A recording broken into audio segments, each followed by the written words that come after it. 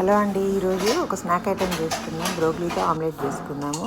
అది ఎలాగో, ఇది బ్రోకలీని ఫస్ట్ బాయిల్ చేసుకోవాలండి. బాయిల్ చేసి పక్కన తీసుకొని వీటిని చిన్న చిన్న ముక్కలుగా అయితే కట్ చేసుకోవాలి. చిన్న ముక్కలు కట్ చేసుకున్న తర్వాత అలాగే ఒక ఆనియన్, కొన్ని పచ్చిమిరపకాయలను కూడా కట్ చేసి పెట్టుకోవాలండి.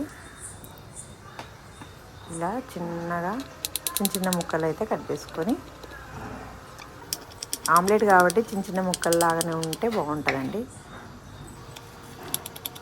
పచ్చిమిరపకాయలను కూడా కట్ చేసుకున్న తర్వాత ఒక వెడల్పాటి గిన్నె తీసుకుని అందులో ఆ గిన్నెలోకి ఫస్ట్ ఎగ్స్ని అయితే వేసుకోవాలండి.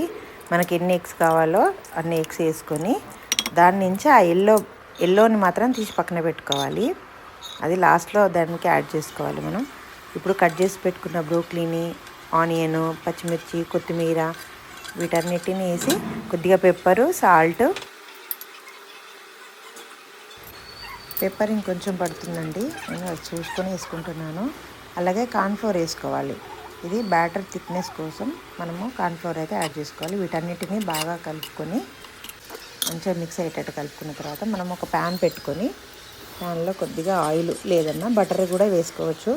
వేసుకొని వీటిని మనం ఒక షేప్ అయితే ఇవ్వాలి. ఆమ్లెట్ లాగా ఒక షేప్ ఇచ్చి, ఇదిగోండి ఇలా మనకి ఎన్ని కావాలనుకుంటే అన్ని వేసి ఆ తీసి పెట్టుకున్న ఎల్లోని మధ్యలో యాడ్ చేసి మంచిగా రెండు వైపులా కాల్చుకొని తినడమే అండి.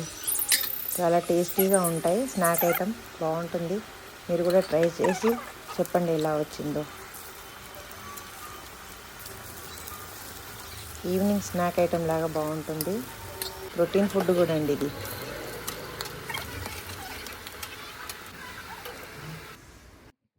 ఓకే, బ్రోకలీ ఆమ్లెట్ టేస్ట్ చేసి చెప్తాను, చూడండి.